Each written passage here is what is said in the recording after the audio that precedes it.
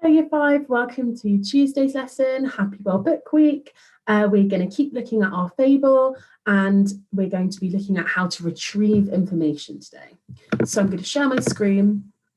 Let's remind ourselves of our Fable. So we are looking at the north wind and the sun. And remember, we learned about it yesterday and we read about it, and hopefully you had a go at some of the vocabulary and you've kind of understood it in more detail. Let's read the text again, just so that we familiarise ourselves. If you'd like to read along with me, you can.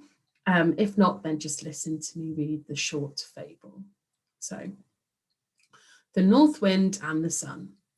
The north wind and the sun had a quarrel about which of them was the stronger. While they were disputing with much heat and bluster, a traveller passed along the road wrapped in a cloak. Let us agree, said the sun, that he is the stronger who can strip that traveller of his cloak. Very well, growled the north wind, and at once sent a cold, howling blast against the traveller. With the first gust of wind, the ends of the cloak whipped about the traveller's body, but he immediately wrapped it closely around him, and the harder the wind blew, the tighter he held it to him. The north wind tore angrily at the cloak, but all his efforts were in vain. Then the sun began to shine. At first his beams were gentle, and in the pleasant warmth, after the bitter cold of the north wind, the traveller unfastened his cloak and let it hang loosely from his shoulders. The sun rays grew warmer and warmer. The man took off his cap and mopped his brow. At last he became so heated that he pulled off his cloak and, to escape the blazing sunshine, threw himself down into the welcome shade of a tree by the roadside. Okay, so today we're going to be looking at retrieval. We've looked at this quite a bit in Year 5 and we've got quite good at it. So hopefully you should be able to answer lots of the questions correctly today. And we're going to be looking at the who, what, where and when questions. And our steps to success are to underline the key information in the question, scan text looking for names, dates, times, and look carefully at how much information the question needs. So questions about text often begin with these keywords: who, what, where, when, why, which, and how. Sometimes the keyword at the beginning of the question can guide us to the sort of information we're looking for. If we were looking for a who question, we'd be looking for a person, wouldn't we? A who question. Who is your teacher? My teacher is Miss Fink, or my teacher is Miss Mulvena. Where, we'd be looking for proper nouns. Both of them are proper nouns. For who, we'd be looking for a person. Where, we'd be looking for a place. Where do you live? I live in Reading. Where do you go to school? I go to school at the Palmer Academy. So both of these require proper nouns, so we can quickly scan for capital letters. A name has a capital letter and a place has a capital letter. Sometimes it might not have a capital letter, like in the lake or in the mountain, because it's not got a name to it. If it was Mount Fuji, mountain would have the capital. So you need to make sure and check what the question is asking you and have a look for a place.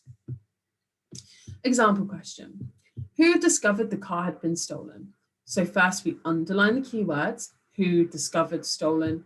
As this is a who question, we scan the text for a proper noun. And if we had a text, we would scan it for a proper noun, and it might be Katie stole the car. And it would be Katie because she is the person. Sometimes the keyword at the beginning of the question can guide us to the sort of information we're looking for, just like we've looked at with who and where. Now we're looking at when. In this case, it might be an actual time, so look for numbers, a day, day of the week, a season. And by focusing on those types of words, we may get the answer. So what time did Ben wake up? He woke up at 8 o'clock. So we know that that number would be the day. Our steps to success then are to underline keywords, scan the text to find the keywords, and write the answer. So if I go back to my text, and my question was, who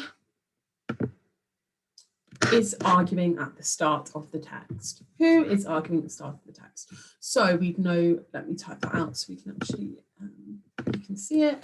Who is arguing at the start?